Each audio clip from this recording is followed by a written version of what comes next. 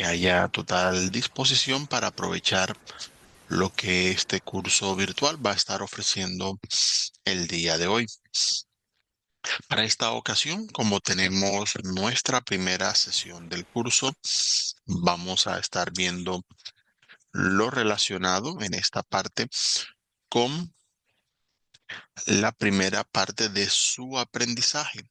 Vamos primero a tener una breve explicación acerca de todo lo que este curso ofrece. Luego vamos a estar viendo brevemente lo que es la parte del primer componente formativo.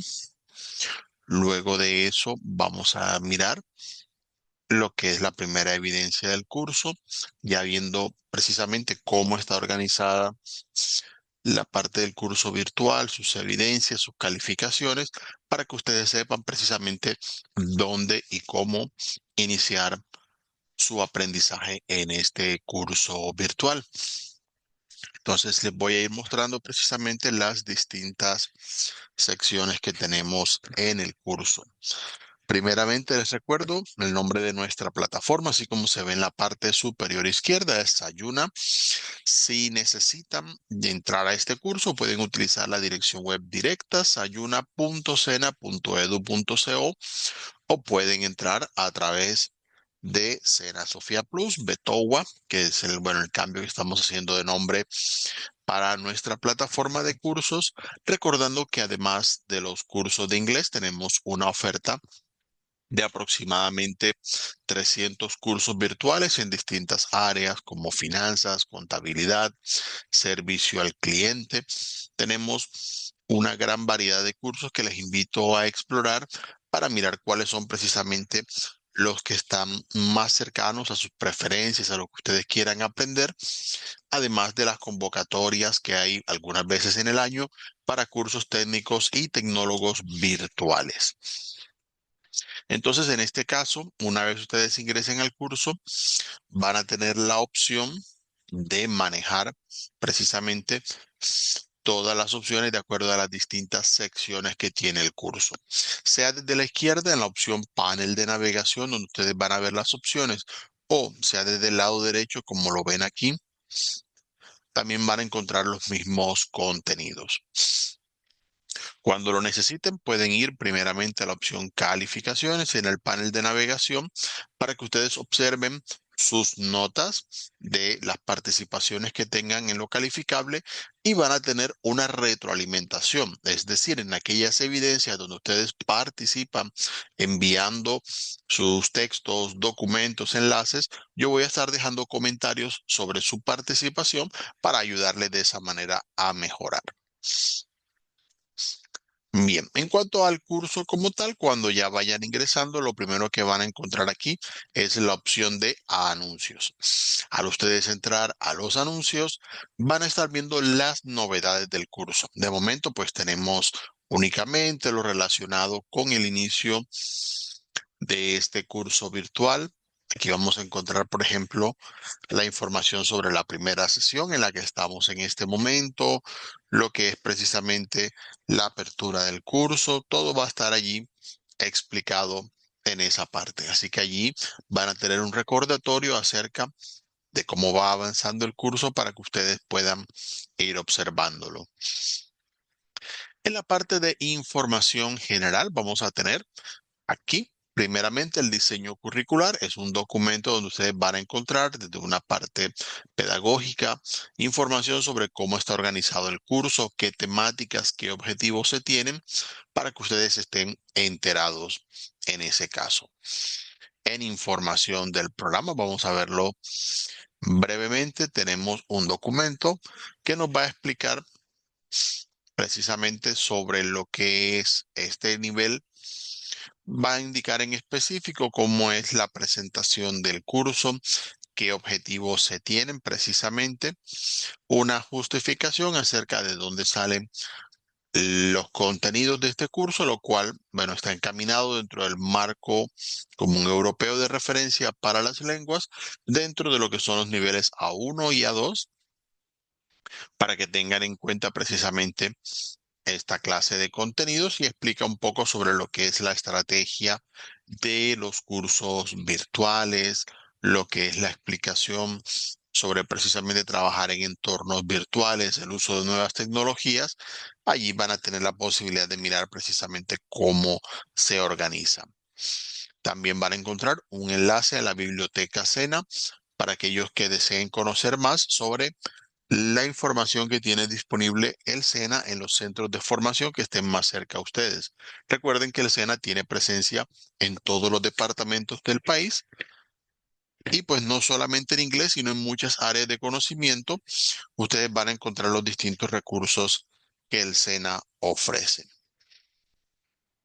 Tenemos también una sección acá de documentos de interés para ustedes como aprendices. Les va a explicar lo que es Sena Sofía Plus, que es nuestra plataforma de cursos, bueno, tanto virtuales como presenciales se administran desde esta plataforma. Una guía para el buen uso de los foros y ahorita vamos a ver precisamente cómo son los foros que tiene este nivel. Tenemos información sobre el reglamento, derechos y deberes de ustedes como aprendices de este curso virtual.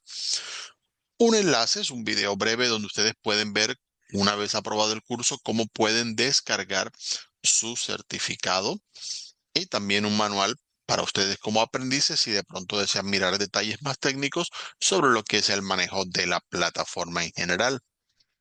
La última opción acá en información general es el foro de dudas e inquietudes, ya hablando precisamente de lo que comentaba hace unos segundos, lo que son los foros. Los foros son una herramienta de comunicación en la cual ustedes tienen la posibilidad de interactuar precisamente conmigo como su instructor o con sus compañeros de curso sin necesidad de estar conectados al mismo tiempo, como pasa con esta sesión, por ejemplo.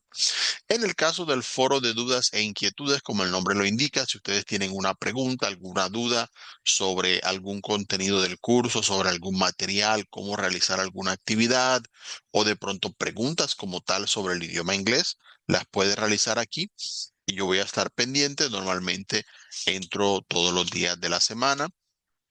A veces los fines de semana, dependiendo del tiempo, también ingreso para ayudar a resolver las dudas. Y pues basta únicamente, en este caso, con hacer clic en añadir un nuevo tema para que usted envíe su participación. Y allí mismo al ingresar también va a encontrar la respuesta. Si yo tengo una pregunta, lo puedo hacer en español o en inglés y coloco el contenido según lo que necesite decir. Y luego le doy a enviar al foro cuando ya haya hecho la participación. Del mismo modo, si mi instructor, que soy yo en este caso, pues en el curso o algún compañero tiene alguna pregunta o comentario y me gustaría precisamente dejar una respuesta a lo que han comentado, le puedo hacer clic aquí en responder y también puedo comentar según lo que yo considere y le doy a enviar al foro para que la otra persona, cuando ingrese, encuentre la respuesta a esta participación. Así que allí, si de pronto ustedes ven que tienen alguna respuesta que pueda ayudar a sus compañeros de curso y desean compartirla, lo pueden hacer en ese espacio. Muy bien, la siguiente sección que tenemos acá es la del cronograma. Para lo que es el cronograma, vamos a estar viendo la parte de los contenidos, cómo están organizados a lo largo de este curso. Esta parte es muy importante que ustedes la revisen ahora que estamos iniciando para que no vayan a tener inconvenientes. Aquí en este caso, para mirarlo en términos generales, nos vamos a encontrar que en esta parte tenemos lo relacionado con las actividades iniciales, lo que ustedes tienen como sugerencia para realizar en estos primeros días de curso. Verificar la actualización de datos personales, que ahorita vamos a ver, realizar el diagnóstico de saberes previos y participar en el foro social. Como ustedes podrán observar, estos contenidos que aparecen explicados aquí no son calificables, no van a afectar su nota final en el curso. Tengan eso muy presente para que pues de esta manera se puedan organizar al participar. Luego vamos a encontrar tres materiales de aprendizaje. Hoy vamos a ver el primero de ellos. Aquí aparecen explicados cuál es el objetivo de cada uno de ellos. Y en la parte de las evidencias van a encontrar cuatro de ellas que son las que tienen la marca de calificable. Al ustedes participar en ellas, van a poder precisamente tener la opción de aprobar el curso. Entonces, les invito a que las observen. Hoy vamos a estar viendo al final de esta participación, precisamente la primera de las evidencias para que ustedes sepan cómo realizarlas y cómo participar.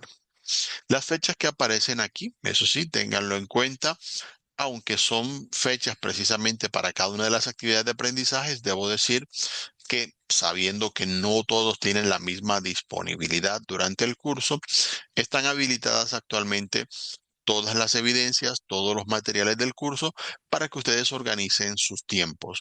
Eso sí, en la medida de lo posible traten de estar dentro de las fechas del cronograma, no se vayan a quedar muy atrás, ya que tenemos una fecha límite para participar en las actividades que es para el día 28 de noviembre.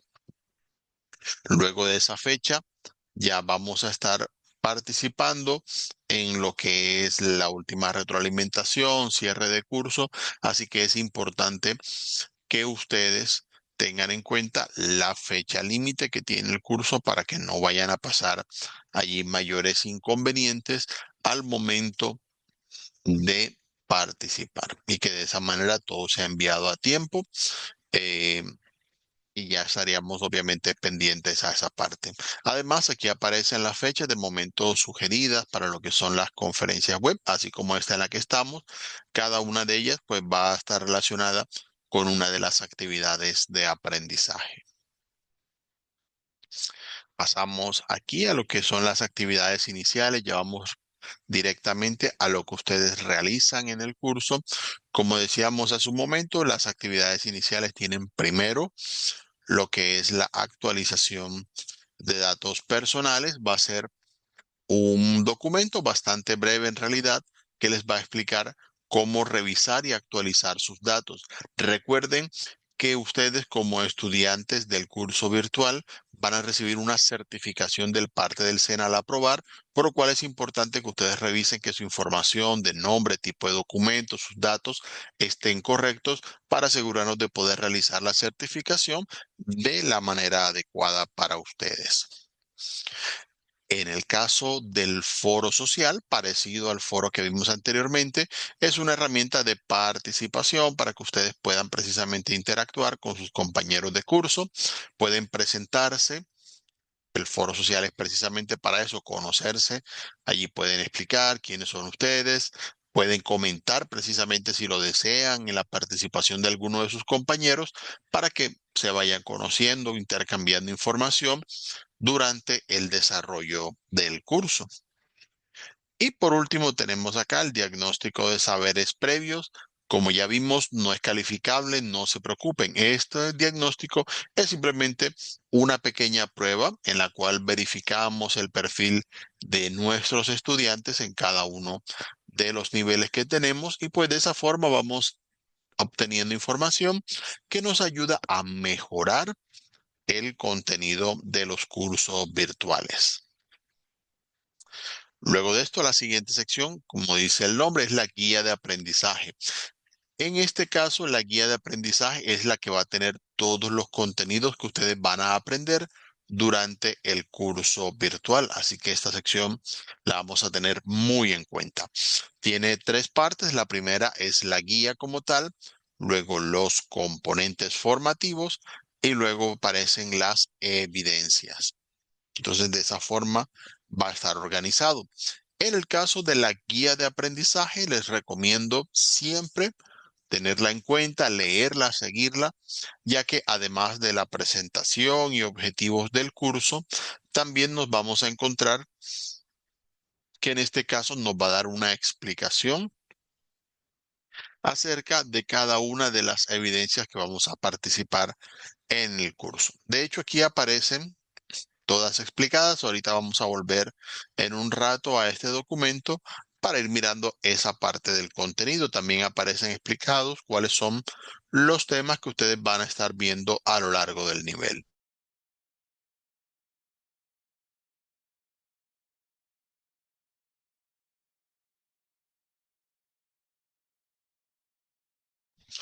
Muy bien, bueno, ya habiendo visto la guía, vamos a mirar lo que es la parte de los componentes formativos. Ahorita en un momento vamos a estar viendo el primero de ellos.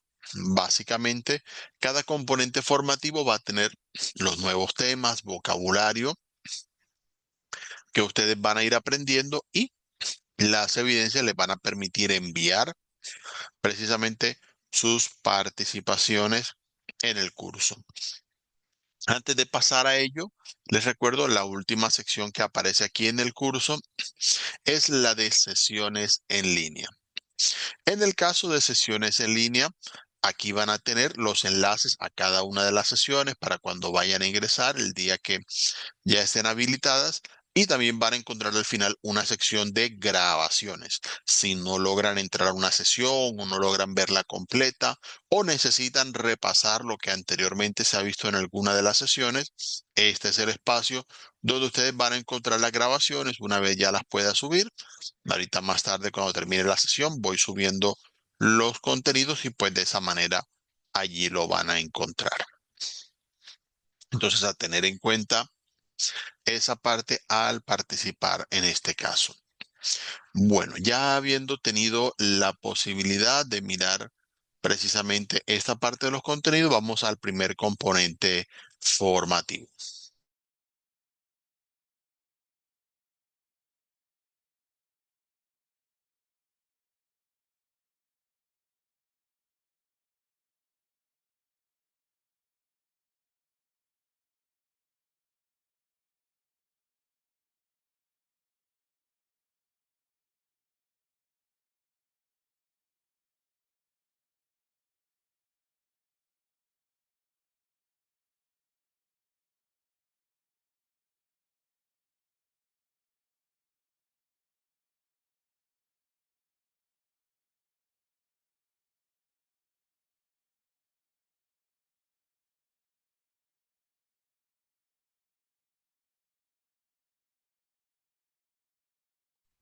Muy bien, entonces acá tenemos lo que es el primer componente formativo que se llama Down Memory Lane.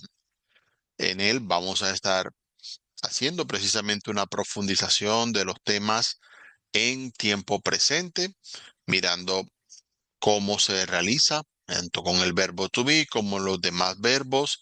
Vamos a estar haciendo un énfasis un poco más grande de lo que hemos visto en niveles anteriores sobre lo que son las diferentes estructuras, tanto afirmativas, negativas e interrogativas, dándole un repaso muy detallado a lo que son las preguntas con WH y haciendo el contraste entre el uso del tiempo presente con el uso del tiempo pasado.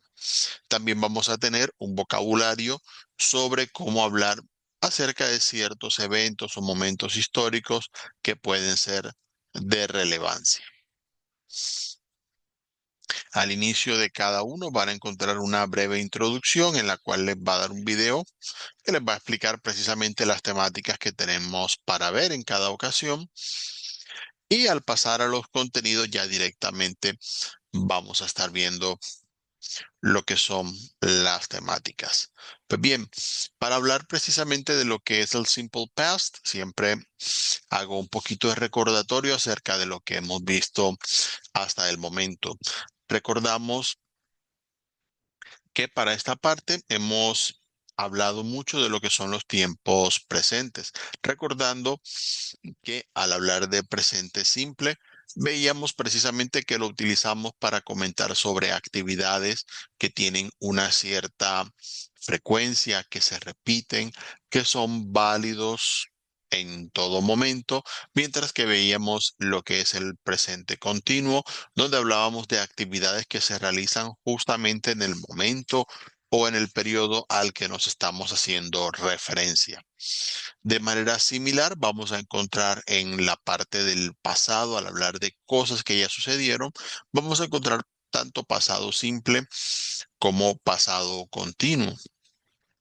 El pasado simple nos va a hablar de situaciones que ocurrieron en algún momento y que no están relacionadas de ninguna manera con el tiempo presente o con el momento del que estemos hablando. Puede tener relación o no, pero no se va a especificar a través de este tiempo, sino que simplemente va a hablar de acciones que ocurrieron en un momento en particular sobre el pasado sin necesariamente tener que explicar como tal la extensión o duración o repetición de la acción. Para esas cosas ya veremos más adelante lo que es el pasado continuo para hablar de cosas que tuvieron una cierta duración o repetición, o estaremos viendo un poco más adelante lo que es el presente perfecto para hablar de actividades pasadas que de cierta manera estén relacionadas con el presente. Entonces, esto como para tener un poquito de contexto al momento de mencionar precisamente esta actividad. Entonces, lo podemos tener allí en cuenta. Aquí va a aparecer la explicación en el pasado simple. Además de todo, a diferencia de lo que vemos en el presente simple, no vamos a tener la necesidad de estar pendiente de si hay verbos en tercera persona o algo por el estilo. No hay inconvenientes en esa parte. Normalmente los verbos tienen una misma forma para todos los casos, a diferencia de lo que ocurre en español. Igual a lo que vimos en el presente, la única excepción a esta parte es el verbo to be, el cual tiene dos formas de escribirse en pasado simple. Recordando obviamente que es aún así mucho más sencillo de lo que tenemos en español, ya que cada uno de los verbos que utilizamos en pasado tiene cuatro o cinco formas distintas de escribirse dependiendo de quién hablamos. En inglés no hay que estar pendiente de esa parte. Adicional a esto, los verbos regulares en pasado, que son, yo diría, un 60% más o menos de los verbos, normalmente simplemente hacen el pasado agregando la terminación ed, id, para pasar a esa parte. Es sencillo, al escribir hay que tener mucho cuidado al escuchar para poder identificar precisamente estas frases en pasado. Hay otros verbos que son llamados irregulares, más que nada porque entre ellos no necesariamente tienen elementos en común, aunque algunos se pueden organizar por sus grupos, por cómo se realizan. Eso lo voy a explicar ahorita un poquito más en detalle, pero en general son bastante diferentes entre sí. Entonces, como para que lo tengan en cuenta en este caso. Pues bien, al hablar de los verbos en pasado, vamos a empezar con lo que son los verbos regulares. Como les decía, existen muchísimos verbos en los cuales basta simplemente con realizar la escritura del verbo en su forma básica y agregar la terminación ed. Tiene ciertas formas de realizarse que son muy similares a lo que hemos visto en otros temas cuando hablamos del tiempo presente, cuando hablamos de plurales, más o menos sigue la misma lógica porque es más una cuestión de cómo se administra la pronunciación. Entonces, como para tener en cuenta en este caso. Pues bien, entonces esas terminaciones en ed la podemos utilizar de tres formas. La primera es con los verbos en pasado. Aquí van a poder escucharlos. Recuerden, siempre tienen la referencia a este parlantico para escuchar las nuevas palabras, frases, expresiones que vayamos aprendiendo a lo largo del curso. Entonces, para este caso, vamos a tener en esta parte lo que son los verbos en pasado. Van a agregar simplemente el ed como counted, que es el pasado de count, looked, que es el pasado de look, y listened, que es el pasado de listen. Simplemente agregan la terminación ed. También podemos realizar los participios, que serían, bueno, el equivalente precisamente a lo que realizamos en pasado para palabras que podemos utilizar con expresiones que justamente se han realizado en momentos pasados. Por ejemplo, needed, necesitado, past, que sería pasado o sucedido, depende cómo lo traduzcan. Called, que sería llamado. Ese tipo de terminaciones también en español le llamamos participios, son el equivalente a la terminación ed en inglés. Y en el caso de los adjetivos, pues aquí nos vamos a tener. Justamente también podemos convertir los verbos en adjetivos en muchos casos colocando ed. Concentrated sería concentrado. Astonished, que sería sorprendido. Alarmed, que sería alarmado. Estas palabras sirven para describir también características de personas o de objetos. También podemos realizar esas terminaciones en ed para ese caso. Aquí van a tener algunos ejemplos que ustedes pueden tanto leer como escuchar cuando estén practicando este componente formativo con algunas palabras que utilizan precisamente esta terminación que estamos viendo. Entonces, como regla general, cuando queremos usar los verbos regulares, simplemente le agregamos la terminación ed, teniendo en cuenta que dependiendo de cómo se dicen, van a tener distintas terminaciones. Por ejemplo, visit se va a pronunciar en pasado, visited. Walk se va a pronunciar en pasado, walked. Y return será en pasado, returned. Tengan muy presente, como les dije, a veces suenan como bastante similares, pero en la medida que los vayamos escuchando, va a ser más práctico para ustedes participar. Tengan en cuenta cuando los verbos terminan en la vocal E, que llevan una consonante, normalmente basta simplemente con agregar la D, ya que la E ya está presente, así como love, el pasado love, change, changed, allí va a aparecer en ese caso. Si los verbos, especialmente los más corticos, llevan una terminación de consonante, vocal y consonante, si esta consonante al final lleva el acento o cuando son cortos, pues es una sílaba, normalmente esa consonante se va a duplicar y aunque uno de pronto no lo escucha, hacen como una especie de pausa, por así decirlo, al pronunciar. Entonces, stop, en pasado sería stopped. Ahí se siente la P como un poco más larga, como si hubieran casi que dos. O sea, frenamos y decimos la otra. De pronto eso no se escucha así al primer intento, pero es como para que tengan una idea precisamente de cómo la pronunciación de los verbos influencia la manera en la que estos se escriben. Puede ser beg, begged, admit, admitted. Y tenemos también, si la sílaba final, ya en los verbos más largos, si el acento no va hacia el final, normalmente no se duplica en ese caso. Happen, happened. Visit, visited. Remember, remembered. En ese caso, como no es remembered, no hace falta remembered o ninguna expresión al estilo. Entonces, en ese caso, la R final, por ejemplo, en remembered, no hace falta que se dupliquen. Cuando terminan en Y, pues para este caso, muchas ocasiones, si termina precisamente con consonante por delante, va a ser muy común que la Y se pase a I latina. Esto para suavizar un poquito el sonido. Es como la lógica más o menos que trae dentro de esta parte los verbos en inglés. Copy, copied, study, studied. Y si terminan en vocal e Y, en ese caso no hace falta hacer ningún cambio, simplemente agregamos la ed. Pray, prayed, obey, obeyed. De la misma forma, cuando terminan en consonantes como la W, la X, estas no es necesario duplicarlas. Cuando terminan en L, pues pasa algo. Más que nada, el inglés británico suele duplicar la L en esos casos, mientras que en inglés americano normalmente no se hace, a menos que la L lleve el acento al final, como en control, que sería controlled en esa parte.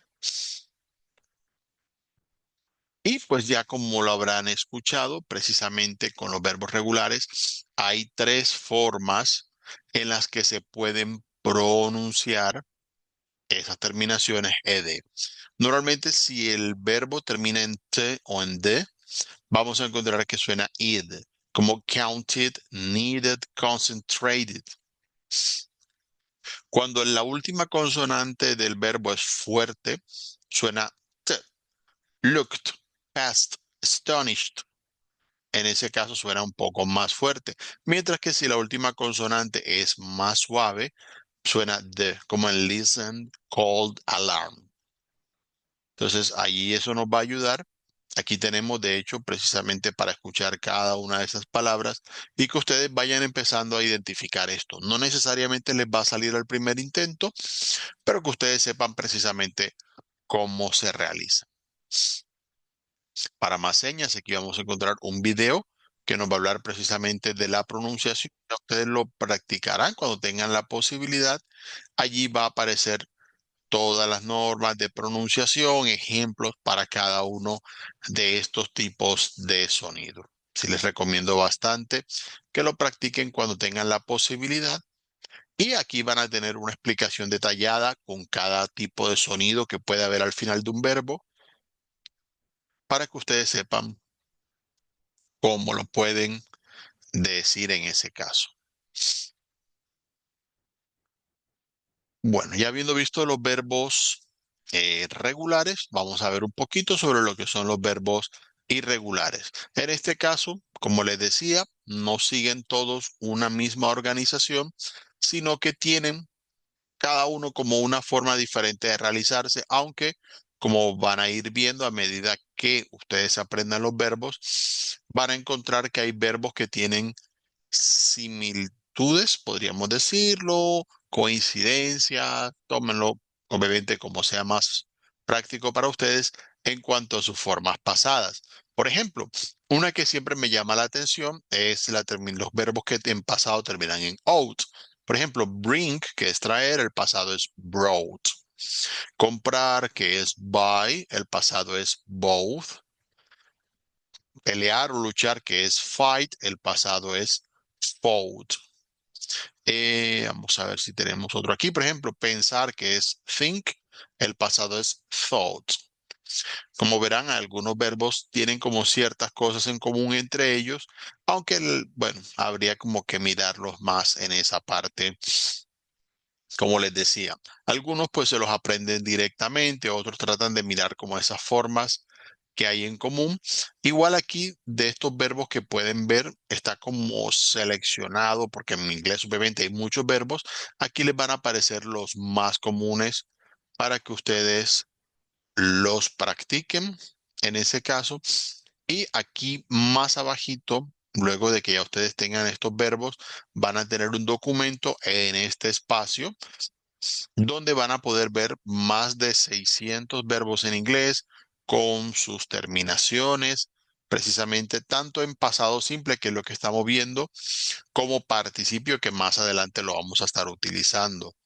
Em, Obviamente este documento lo pueden descargar, lo pueden tener a la mano, no hay ningún problema, a ustedes les puede servir como referencia, pero les recomiendo enfocarse más en los verbos que tenemos aquí, precisamente en el material, ya que son, diríamos, los más comunes, los que más probabilidades hay de que ustedes vayan a escuchar o que vayan a necesitar al momento de hablar. En cuanto a la estructura, digamos que no hay mucho que decir. Cuando ya hemos visto la de presente simple, seguimos el mismo orden de sujeto, verbo y complemento que ya conocemos. Simplemente vamos a colocar esa misma organización. Recuerden que las frases en inglés siempre deben llevar un sujeto, siempre deben decir de quién estoy hablando, sea que diga un sustantivo, un nombre o utilizo un pronombre para hablar de quién estoy refiriéndome en las frases que vaya a realizar. Ya saben que el verbo llevará ed si es regular o cualquier otra terminación si es irregular, pero el orden de la frase permanece igual. Cuando las frases sean negativas, vamos a utilizar el auxiliar did not o lo podemos colocar en su forma contraída como didn't. Ambas son válidas y se utilizan para todas las formas. Como les dije hace un momento, no hay diferencia entre una y otra. Acá en lo que es el pasado, no estamos pendientes ni de tercera persona ni de nada de eso. Las preguntas precisamente utilizan did. Did es por si acaso el pasado del verbo do, ya que es el mismo auxiliar que utilizamos en presente y en pasado. Por eso aparece acá de esta forma. Y al colocarlo al principio de la pregunta, vamos a mantener el mismo orden de sujeto, verbo y complemento, pero el solo hecho de colocar el did al principio nos va a dar la idea precisamente de una pregunta, manteniendo todo ese orden. Aquí vamos a tener unos comentarios sobre lo que es el uso precisamente del did para preguntas y didn't para negación, y algunos ejemplos que nos pueden ayudar en ese caso cuando vayamos a participar. Casos en los que podemos utilizar el tiempo pasado. Además de los ejemplos que vimos ahí arriba, también tenemos aquí algunos casos para las preguntas. Recuerden que cuando las preguntas empiezan con did, así como en presente veíamos las preguntas que van con do y con does, son preguntas cerradas, es decir, preguntas que solo se responden con yes y con no. Así aparecen los ejemplos en este caso. Entonces, ya que la pregunta lleva did, en inglés la respuesta también va a llevar did. Así como en presente, normalmente las respuestas no son solamente yes y no, sino que decíamos yes I do, por ejemplo, no he doesn't. Asimismo, en inglés, bueno, cuando vemos en pasado simple, siguiendo la misma lógica, si pregunto, did I live in Spain? Puedo responder yes I did o no, I didn't, dependiendo de si la respuesta es afirmativa o negativa en ese caso. También aparece acá con distintos ejemplos y vamos a tener aquí para más referencia un diálogo que podemos leer y escuchar para referenciar precisamente esas situaciones que podemos mencionar en pasado. Con esa información vamos a tener precisamente al final una actividad didáctica. Vamos a abrirla aquí un momento. Recuerden que estas actividades, como lo hemos venido viendo, no son calificables. Simplemente sirven para que ustedes validen que van aprendiendo lo que estamos viendo hasta el momento.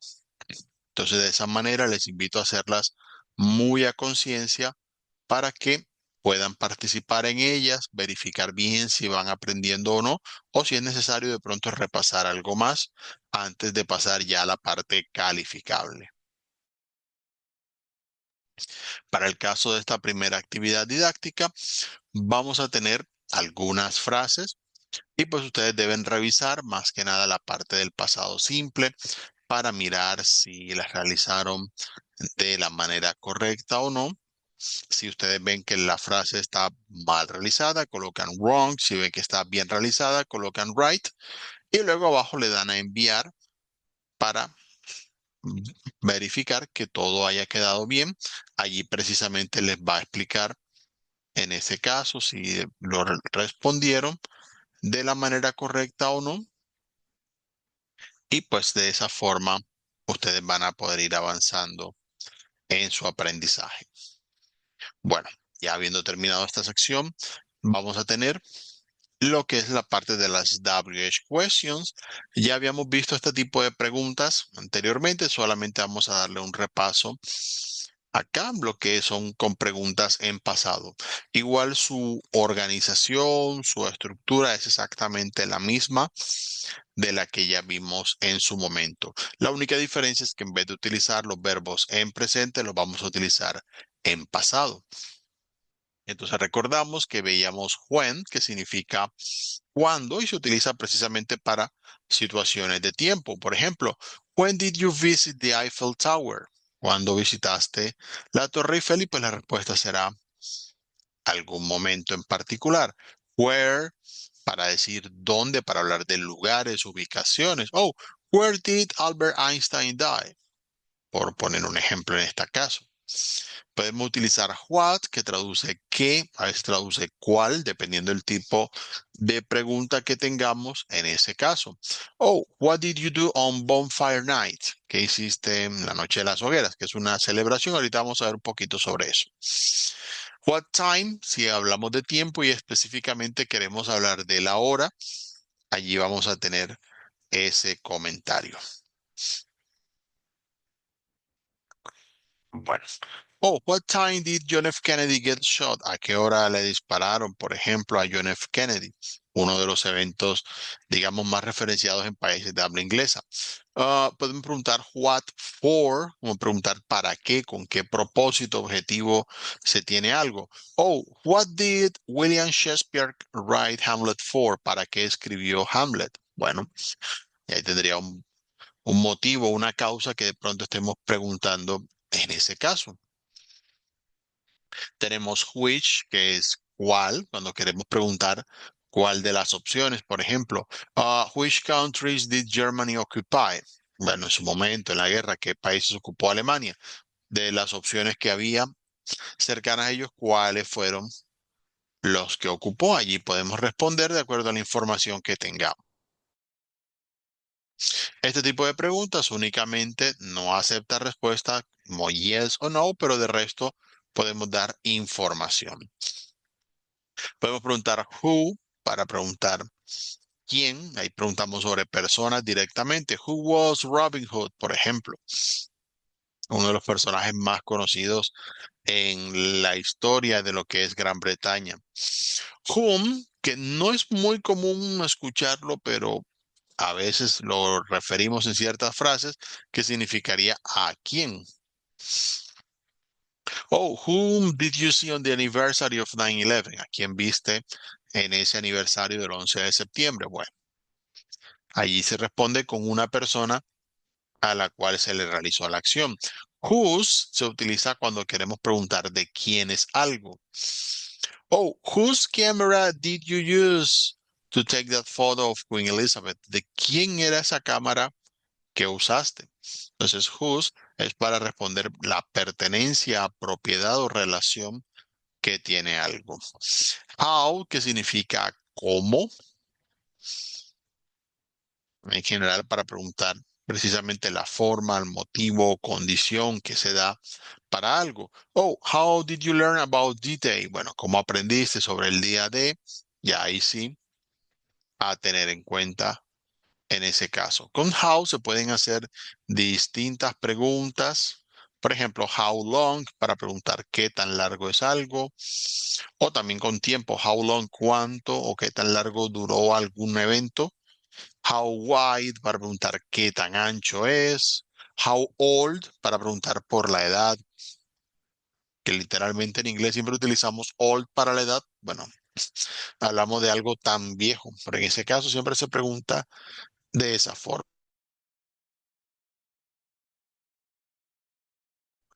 Pues bien, acá tenemos how much cuando queremos preguntar cuánto de cantidad puede ser de precio, por ejemplo, para el costo de algo. Podemos preguntar how many cuando son contables para preguntar cuántos o cuántas hay de algo. How far para preguntar qué tan lejos queda algo. O how come para preguntar cómo es posible algo, cómo es que ocurre algo. Entonces allí les quedan los ejemplos para cada uno de esos tipos de palabras interrogativas. Igual aquí van a tener un video que ustedes pueden observar. Es una conversación donde los personajes utilizan preguntas justamente en pasado. Escuchamos muy atentamente. Como estuvimos viendo verbos en pasado simple, les recomiendo mucho cuando lo estén viendo, presten mucha atención a los verbos que se utilizan en ese caso para que podamos ir mirando en contexto cómo se usan. Adicional a eso, vamos a tener acá alguna explicación sobre lo que son las estructuras, en este caso, sobre este tipo de preguntas. Es parecido a lo que vimos en presente. Colocamos la palabra interrogativa, luego el auxiliar, que en este caso será solamente did para todas las formas, y el resto de la frase va a mantener su misma estructura de sujeto, verbo y complemento, sabiendo que ya el verbo se va a escribir en su forma básica. No hace falta cambiar el verbo a pasado porque ya el auxiliar did está indicando que la frase completa está en pasado. Entonces, si pregunto, por ejemplo, Digamos, esta, la segunda. What did you draw? ¿Qué dibujaste? Coloco what, que es la palabra interrogativa. Did indica el pasado. You, porque es segunda persona. Y draw, que es el verbo dibujar. Entonces allí podemos tener precisamente una pregunta colocando todos estos elementos. O digamos, la última, colocamos, where did they buy a house a year ago? ¿Dónde compraron ellos una casa hace un año? Colocamos la palabra interrogativa where, el did para indicar el pasado, they, luego el verbo buy, que es el verbo comprar, y ahí sí el complemento. No hace falta cambiar el verbo, eso solamente es para frases afirmativas, pero en las frases negativas y preguntas, pues el verbo permanece en su forma básica. Para repasar esa parte, de manera similar a la sección anterior, vamos a tener una breve conversación en la cual ustedes van a escuchar preguntas, respuestas que tienen que ver precisamente con el pasado simple y con el uso de estas palabras interrogativas. Y vamos a tener al final también una actividad didáctica en la cual podemos repasar viendo para cada pregunta que vamos a ir teniendo cuál sería la respuesta más adecuada. Recuerden revisar sobre quién están hablando, mirar que el verbo esté utilizado de la manera correcta y pues de esa forma ustedes van a poder participar. Cuando ya seleccionen la respuesta adecuada, le dan enviar según la respuesta que ustedes consideren que deba ir y van viendo allí inmediatamente si lo realizaron bien o no. Enseguida les va a aparecer en pantalla si respondieron de la manera adecuada. Pues bien, la tercera sección brevemente va a ser sobre historia, sobre cosas que podemos mencionar. Obviamente, dependiendo del contexto de lo que vayamos a decir, va a haber mucho vocabulario, expresiones. Acá solamente van a aparecer algunos ejemplos más que nada relacionados con países de habla inglesa.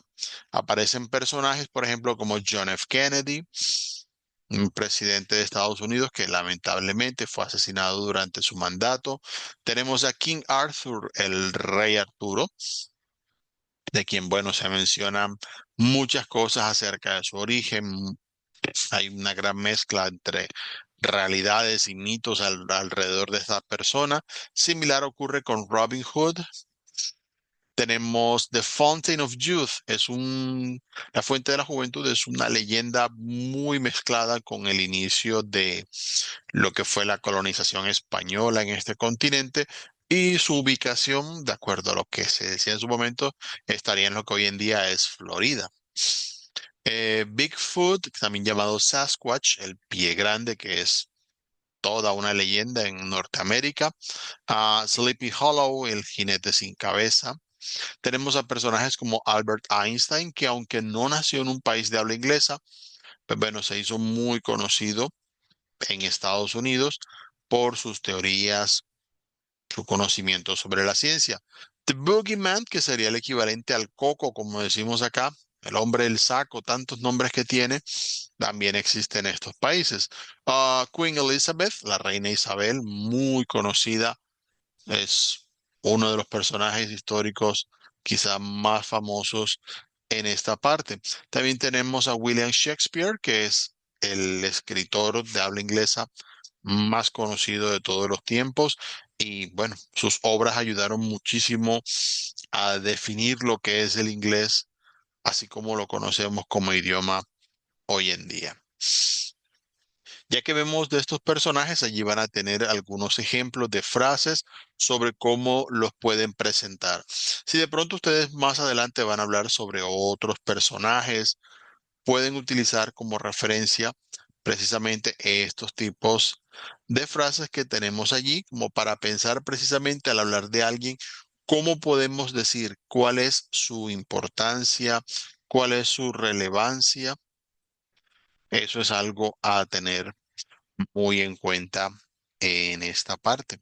Y pues de esa forma ustedes van a poder hablar justamente sobre eventos o personajes históricos que sean de importancia. Vamos a seguir acá. Tenemos también información sobre eventos, lugares, datos históricos que podemos considerar. Por ejemplo, ya que hablamos de cosas en pasado, tenemos World War, las guerras mundiales, the D-Day, que para los estadounidenses es bastante relevante, el día del desembarco, cuando empezaron esa ofensiva en Europa para terminar la Segunda Guerra Mundial. El Y2K o el efecto 2000, si lo recuerdan, en el año 98, 99 se hablaba mucho sobre los efectos que tendría sobre los computadores el cambio hacia el año 2000. Migration, cómo afectan las migraciones, son eventos históricos en cada lugar que se dan. September 11, cuando hubo pues aquel lamentable ataque a las Torres Gemelas.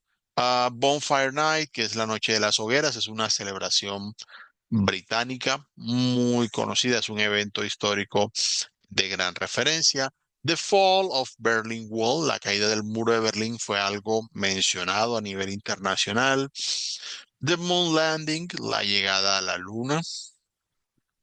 The Potato Famine, la hambruna que se dio en Irlanda, dada la escasez de alimentos, pasaron varios años y bueno, se perdió una gran parte de la población de este país. The Great Depression, la cual afectó a muchos países, incluso a Colombia en aquel tiempo. Hubo consecuencias financieras, sociales, políticas en esos tiempos. La Gran Depresión fue una época de mucha dificultad económica en lo que es la parte, bueno, occidental de este mundo. Eiffel Tower, la Torre Eiffel, un lugar muy conocido como referencia histórica. World's Fair, la Feria Mundial, que es un evento, hoy en día ya no se da de esta misma manera, pero donde se mostraban aquellas cosas que a futuro reflejaban lo que cada país era y lo que tenía proyectado hacer. Era una oportunidad para presentarse. Similar a lo anterior, encontramos algunos ejemplos, frases que nos ayudan a describir precisamente cada uno de estos momentos y lugares que hemos referenciado allí. Nuevamente, la idea es escucharlos, tomarlos como referencia para aquello de lo que ustedes quieran hablar.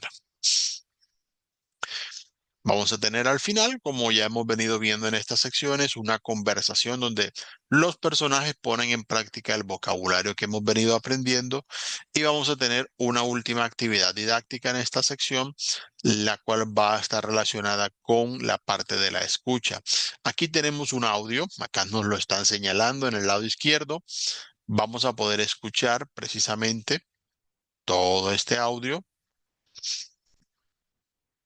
Y luego en cada uno de estos espacios vamos a hacer clic y vamos a seleccionar cuál es el evento o la persona de la que estamos hablando.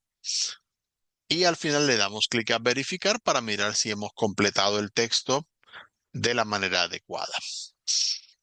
Entonces a tener muy pendiente esa parte al momento de hablar para que lo puedan hacer precisamente de la mejor manera.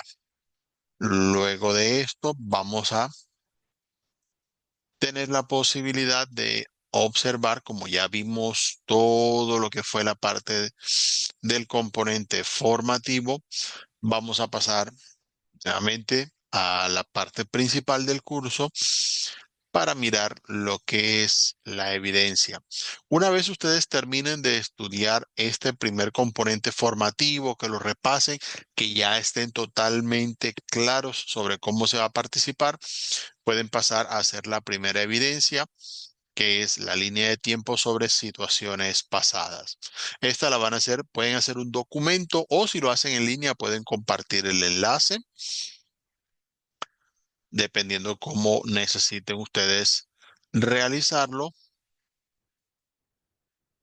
Y yo voy a estar obviamente muy pendiente. Si lo realizan como enlace, recuerden que sea un enlace público para que de esta manera sea mucho más sencillo participar. Cuando ustedes vayan a realizarlo, simplemente entran al enlace, le dan a agregar entrega. Aquí van a colocar un texto, pueden colocar el enlace si lo mandan en línea, por decir algún enlace de Canva si lo comparten, que sea público para que no haya problemas de acceso y yo pueda mirar los contenidos. Igual no se va a compartir con más nadie.